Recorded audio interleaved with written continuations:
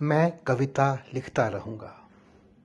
मैं कविता लिखता रहूँगा जब तक मेरे देश के किसी गांव में तपते सूरज के तले किसी जीर्ण शीर्ण झोपड़ी की जीर्ण शीर्ण छाँव में एक बच्चा धीरे से बोलेगा, माँ मुझे लगी है बहुत भूख।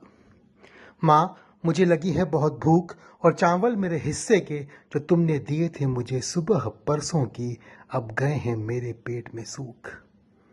और चावल मेरे हिस्से के जो तुमने दिए थे मुझे सुबह परसों की अब गए हैं मेरे पेट में सूख। और माँ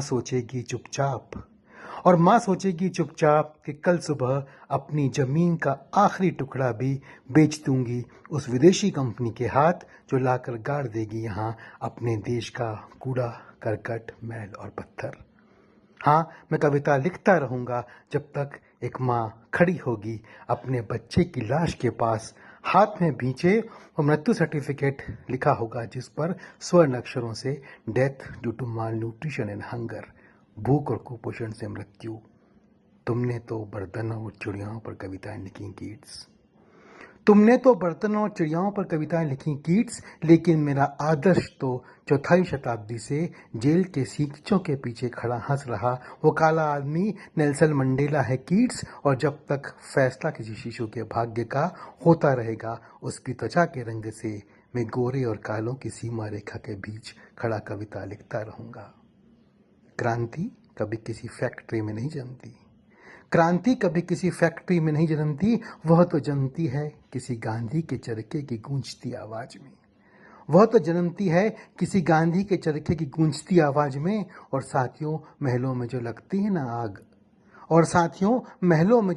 ना आग, उसे जन्म देता है किसी रूसो किसी वोल्टेयर का दिमाग जिनमें साहस होता है यह कहने का कि हाँ मैं असहमत हूँ पूर्ण रूपेण तुम्हारे विचारों से, पर करता रहूँगा रक्षा उन्हें कहने के अधिकार की तुम्हारे। तो शब्दों के सही कीमत आंकना सीखो साथियों, वे इतने सस्ते नहीं होते कि जलाए जा सकें किसी बड़ी हवेली में जलती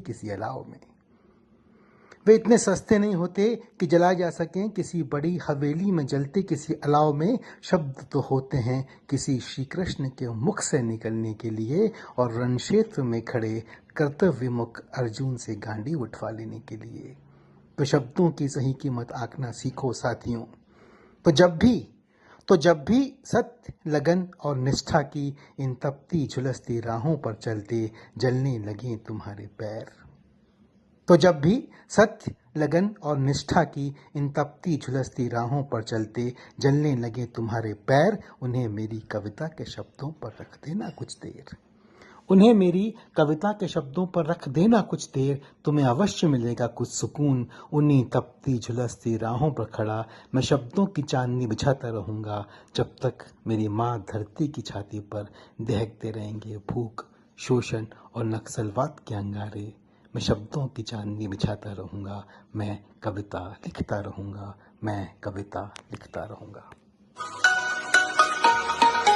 रेडियो हिंदुस्तान